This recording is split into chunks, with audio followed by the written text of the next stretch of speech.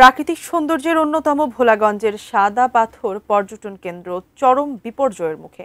একসময় যেখানে স্বচ্ছ জলরাশি ও সাদা পাথরের মুগ্ধতা পর্যটকদের আকৃষ্ট করত, আজ সেখানে দেখা যাচ্ছে ধু ধু বালুচর ও গর্তের সমাহার।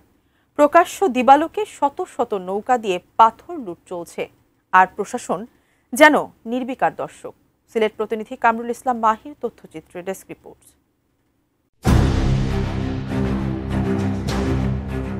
সাদা পাথর ধলাই নদীর উৎসমুখে ভারত থেকে নেমে আসা পাথররাজির স্তূপ থেকে সৃষ্ট পর্যটন কেন্দ্রটি মহামান্বিত করেছে সিলেটের কোম্পানিগঞ্জকে। সীমান্তের জিরো লাইন সংলগ্ন 10 নম্বর এলাকার নাম হয়ে যায় সাদা পাথর। তবে মনোমুগ্ধকর সেই সাদা পাথর এলাকাটি এখন প্রায় বিবর্ণ। অবিশ্বাস্য হলেও সত্য, সরকারি নির্দেশনা অমান্য করে পর্যটকদের সামনেই সিলেটের কোম্পানিগঞ্জ উপজেলার জনপ্রিয় সাদা পাথরের পাথরগুলো লুট হয়ে যাচ্ছে। যে সৌন্দর্য দেখার জন্য দেশ এবং দেশের বাইরের নানা প্রান্ত থেকে পর্যটকরা ছুটে আসতেন, এখন তারই প্রধান উৎস সাদা পাথর মাটি খুঁড়ে নিয়ে যাচ্ছে কিছু লোভী মানুষ। আর পর্যটন স্পটে লুটপাট দেখে হতাশ সচেতন নগরবাসী। শুধু কি পাথর, শত শত নৌকা করে নিয়ে যাওয়া হচ্ছে বালু।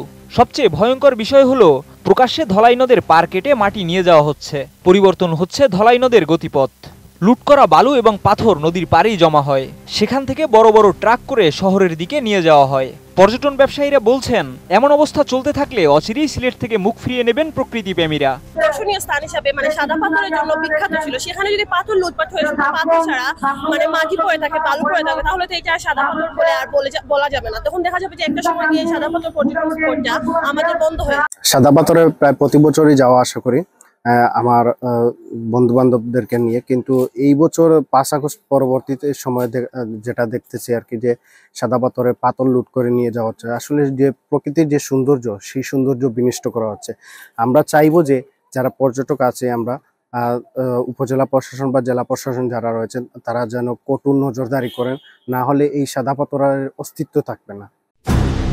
অন্যদিকে সচেতন নাগরিক সমাজের অভিযোগ প্রশাসনের চরম ব্যর্থতার, এবং বর্তমান সরকারের আমলে চলছে এই লুটপাট। আর কিছুদিন এমন চললে সিলেটের প্রাকৃতিক সৌন্দর্য একদম ধ্বংস হয়ে যাবে। সিলেটের সবকটি পর্যটন কেন্দ্রই উৎস হচ্ছে প্রাকৃতিক অবস্থা থেকে এই পর্যটন কেন্দ্রের পরিচিতি এবং সমৃদ্ধি। সাদা পাথর বলা হতো আগে দলা সোনা, পাথরকে সোনা বলা হতো এবং সাদা মানে দলা, এই অর্থে সাদা পাথরকে দলা সোনা বলা হতো।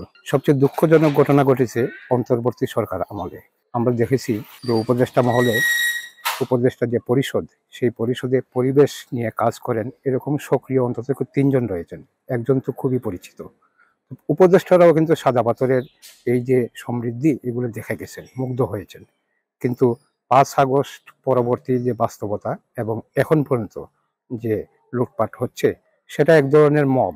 আমি দেখেছি যে মবের মতো লুটপাট হয়েছে এবং প্রশাসন, জেলা প্রশাসন, পুলিশ, বিজিবি সবাই সাক্ষী গোপাল ছিল।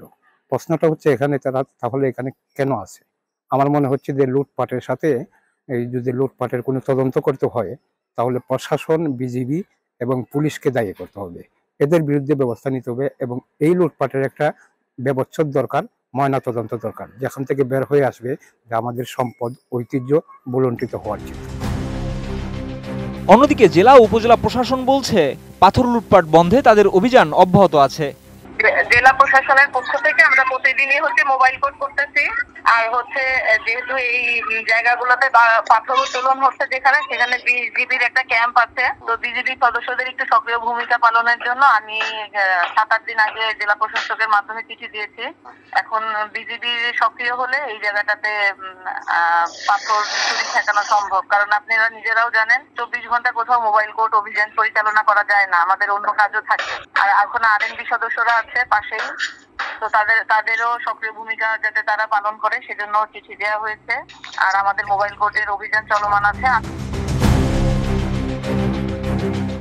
পরিবেশ কর্মী এবং সচেতন নগরবাসী মনে করেন, সরকার শক্ত না হলে পরিবেশ ধ্বংসের কারণে চরম ক্ষতির মুখে পড়বে সিলেট।